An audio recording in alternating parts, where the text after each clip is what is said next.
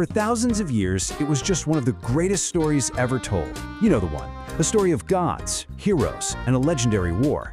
But here's the thing, was the city of Troy actually real? Let's dive into the incredible, almost unbelievable search for this lost city and try to separate the myth from the reality.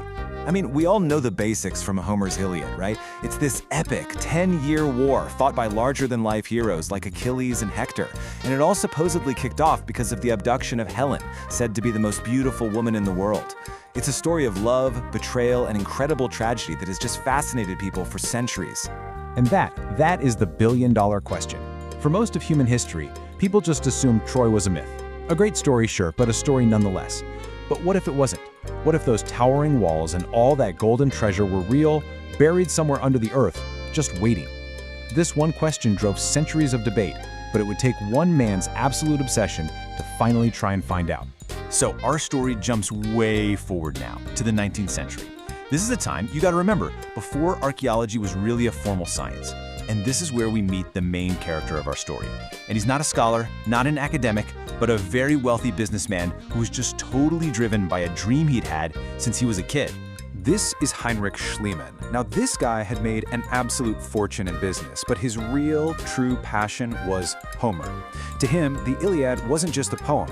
He was dead certain it was a literal historical document, a map, and he was going to spend every penny of his vast fortune to prove to the entire world that he was right and they were wrong.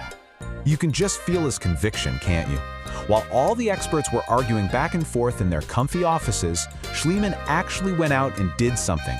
He used the geographical clues in the Iliad itself to zero in on this big mound in Turkey called Hisarlik. So in 1871, with a crew of over 100 workers, he just starts digging, completely determined to find the legendary city of King Priam. And what he found? Well, it would absolutely stun the world. But his incredible discovery came at a terrible, terrible price.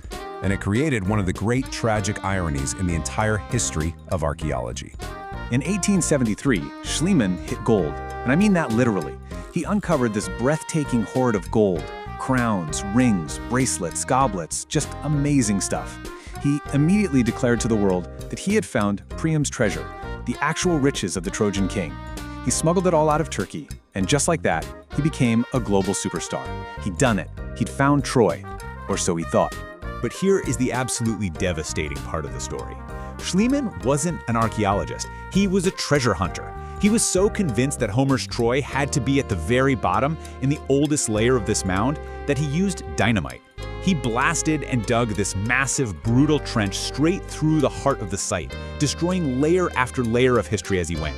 And this is the ultimate, heartbreaking irony. In his desperate rush to find the Troy from the Iliad, Schliemann actually destroyed it. Later, archaeologists figured out that the treasure he found was from a city that was a full 1,000 years older than the Trojan War. He had dug right past the city he was looking for, demolishing huge chunks of it in the process. But thankfully, the story doesn't end with Schliemann's blunder. After him, a new wave of archaeologists came to Hisarlik, people who were careful, methodical, and scientific. And they started to piece together the true story of this site, correcting his monumental error. You see, they used a principle Schliemann had completely ignored, called stratigraphy. The easiest way to think about it is to picture the site like a gigantic wedding cake. Each layer of the cake is a different period in time, a new city built on the ruins of the one before it.